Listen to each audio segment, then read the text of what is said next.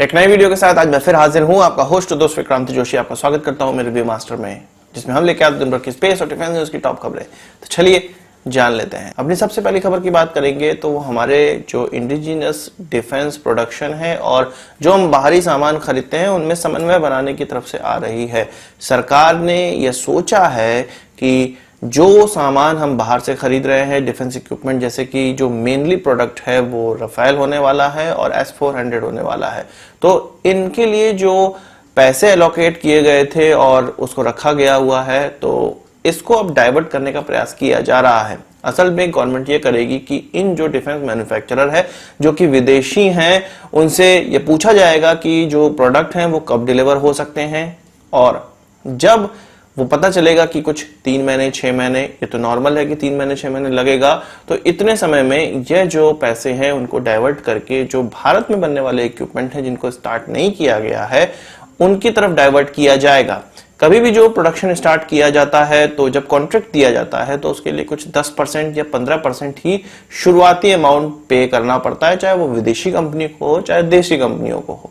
तो यदि ये जो प्रोडक्शन है, जो विदेशों से प्रोडक्शन हो रहा है, वो तो स्टार्ट हो चुका है, 10-15% उसका जो पेमेंट है वो हो चुका है। अब जो पेमेंट करना होगा वो डिलीवरी में करना होगा। तो अगर उसमें 6 महीने का डिले होता है तो इतने समय में इस पैसे को उस भारतीय प्रोजेक्ट में डिप्लॉय किया जा सकता है और उनको 10-15% की पेमेंट देके उसका प्रोडक्शन स्टार्ट करवाया जा सकता है, जिससे कि ये जो पैसे हैं इनका सही इस्तेमाल हो पाएगा। जो भारत में डिफेंस प्रोडक्शन है वो कुछ लगभग 6-7 प्रोजेक्टों की बात की जा रही है, उनमें डिप्लॉय किया जा सकता है। इनमें जो सबसे पहला प्रोजेक्ट है जो कि 39,000 करोड़ रुपए का है, 83 एयरक्राफ्ट तेजस MK-1A वाले जो वेरिएंट हैं उनके लिए जो कॉन्ट्रैक्ट देना है वो अभी तक नहीं दिया गया है और ये CCS के पास यानी कि कैबिनेट कमेटी ऑन सिक्योरिटी के पास अटका हुआ है, जहां से ये पास होने के बाद ही कॉन्ट्रैक्ट दिया जा सकता है हमारे HAL को। तो इसको हो सकता है फास्ट ट्रैक किया जाएगा। इसके अलावा 2 रेजिमेंट खरीदनी है आकाश मिसाइल्स की, तो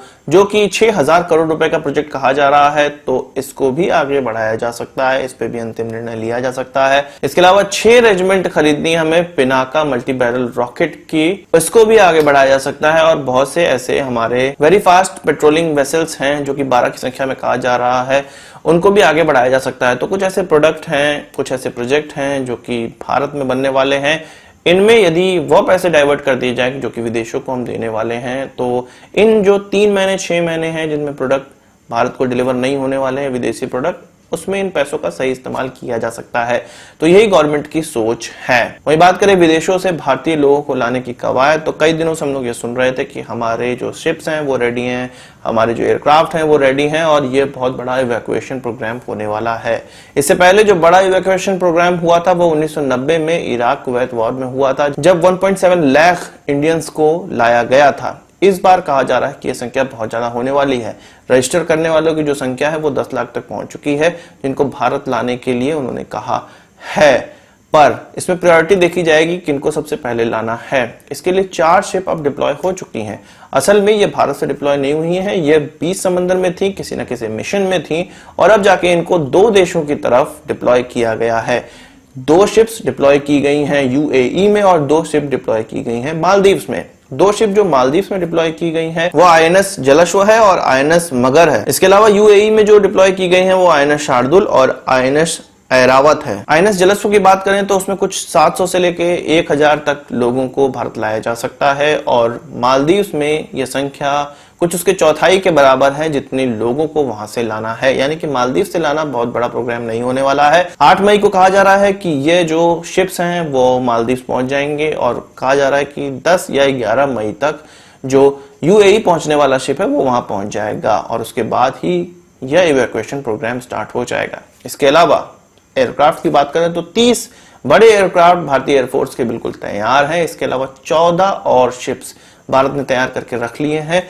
अब जो है वो केवल इवैक्यूएशन प्रोग्राम है। इसमें इसलिए इतना ज्यादा समय लगा क्योंकि स्टैंडर्ड ऑपरेटिंग प्रोसीजर बनाना था और इसके बाद ही विदेशों से उन भारतीयों को लाया जा सकता था जिनका वर्क परमिट खत्म हो गया है, जिनकी नौकरियां चली गई हैं या जिनको भारत आने की अनिवार्यता है। एक वीडियो कॉन्फ्रेंसिंग हुई जिसमें कि नॉन अलाइंड मूवमेंट वाले देशों की, उससे संबद्ध देशों की यह वीडियो कॉन्फ्रेंसिंग थी, जिसमें कुछ 120 देश सदस्य हैं जो कि यूएन के बाद सबसे बड़ा समूह माना जाता है। इसमें भारत के प्रधानमंत्री के द्वारा भी शिरकत की गई, वीडियो कॉन्फ्रेंसिंग में भाग लिया गया और हमारे प्रधानमंत्री ने दो टूक लफ्जों में यह साफ साफ कहा कि कुछ ऐसे देश हैं जो कि इस चाइनीज वायरस के महामारी के बीच भी आतंकवाद को बढ़ावा दे रहे हैं और भारत के जो मित्र राष्ट्र हैं उनसे दूरियां बढ़ाने का प्रयास कर रहे हैं, जो कि आजकल हम लोग देख रहे हैं। पाकिस्तानी प्रोपेगेंडा इंटरनेट पे काफी चला हुआ है, जिसमें कि ट्विटर का इस्तेमाल किया जा रहा है, जिसमें कि .in वेबसाइटों का इस्तेमाल किया जा रहा है, जिसको हम लोग देख ही रहे हैं। तो इन्हीं सब चीजों का जिक्र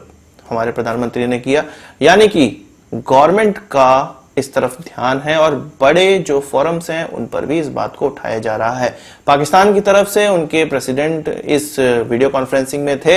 ये जो वीडियो कॉन्फ्रेंसिंग है वो अजरबैजान के द्वारा बुलाई गई थी, क्योंकि अभी जो जनरल सेक्रेटरी है या जो मेन चीफ है इस पूरे ग्रुप का वो अजरबैजान की तरफ से ही है, इसलिए उन्हीं के द्वारा ये इनिशिएट किया गया था। हमारे प्रधानमंत्री के द्वारा 2014 के बाद जब उन्होंने ऑफिस संभाला, प्रधानमंत्री बने, उसके बाद यह पहला मौका है जब नॉन अलाइंड मूवमेंट के किसी मीटिंग में उन्होंने भाग लिया था। 2016 में भी एक मौका उनको मिला था, पर उन्होंने इसको छोड़ दिया था या इसमें भाग नहीं लिया था। तो यह पहला मौका था कि उन्होंने इस प्रकार के मूवमेंट में, इस प्रकार के ग्रुप में भाग लिया। वही बात करें बोइंग ऑस्ट्रेलिया की, तो बोइंग ऑस्ट्रेलिया ने एक नया ड्रोन, AI ड्रोन सामने रखा है, जो कि ऑस्ट्रेलियन फोर्सेस के लिए बनाया गया है, ऑस्ट्रेलियन एयर फोर्सेस के लिए बनाया गया है। इसके 3 प्रोटोटाइप सामने रखे गए, जिनको लॉयल विंगमैन कहा जाता है या कहा जा रहा है। यह ऐसा पहला ड्रोन होने वाला है जो कि ऑस्ट्रेलिया में बनाया गया, डिजाइन किया गया और प्रोड्यूस किया गया होने वाला है। इसको बोइंग ऑस्ट्रेलिया के द्वारा बनाया जा रहा है। 2019 में, फरवरी 2019 में कुछ $25 मिलियन ऑस्ट्रेलियन गवर्नमेंट ने इसके लिए पास किए थे और अब इसका प्रोटोटाइप सामने निकल पाया है। अब इन 3 प्रोटोटाइप को टेस्टिंग के लिए भेजा जाएगा, ट्रायल के लिए भेजा जाएगा और इंटेंस ट्रायल के बाद ही यह पता चलेगा कि क्या कमी है, क्या इसमें जोड़ना है। इसकी खास बात यह होने वाली है कि यह AI पावर्ड है। इसको चलाने के लिए बहुत ज्यादा लोगों की आवश्यकता नहीं पड़ेगी। हाँ, इसके लिए ग्राउंड स्टेशन की आवश्यकता पड़ेगी, पर यह अपने खुद में डिसीजन ले सकता है कि किसी एयरक्राफ्ट के साथ जब इसको भेजा जाए तो उस एयरक्राफ्ट की किस प्रकार से हेल्प करनी है, यह खुद से जानता होगा। तो एक लंबी छलांग ऑस्ट्रेलिया की तरफ से मानी जा सकती है। वहीं बात करें चाइना की, सारा विश्व चाइनीज वायरस से लड़ने का प्रयास कर रहा है, इस जो महामारी है उससे जूझ रहा है, पर चाइना अपने एयरक्राफ्ट पे एयरक्राफ्ट बनाते चले जा रहा है। S-21 एयरक्राफ्ट, जो कि उनका स्ट्रेटेजिक बॉम्बर है, वो सामने रखा जा सकता है जुहाई एयर शो में 2020 में, जो कि नवंबर 2020 में होने वाला है। यह माना जा रहा है, उनकी मीडिया ये मान रही है कि यह जो उनका एयरक्राफ्ट है वो इस साल के अंत तक कंप्लीट हो सकता है और जुहाई एयर शो में इसको सामने भी रखा जा सकता है। आप जानते होंगे कि इसी साल यूएस का जो B-21 बॉम्बर एयरक्राफ्ट है वो भी सामने आ सकता है। चाइना ने भी अपने इस बॉम्बर को कुछ इसी की तर्ज पर बनाया है। तो आज की इस वीडियो के लिए बस इतना ही। आप मुझे ट्विटर पर फॉलो कर सकते हैं, लिंक आपको स्क्रीन और डिस्क्रिप्शन में मिल जाएगा। यदि इस वीडियो संबंध कोई सवाल सुझाव हो तो कमेंट बॉक्स में जरूर लाइएगा और यदि आपने हमारा चैनल तो सब्सक्राइब नहीं किया उसे भी कर लीजिए, क्योंकि हम इस प्रकार की वीडियो लाते रहते हैं। नमस्कार, थैंक यू, जय हिंद।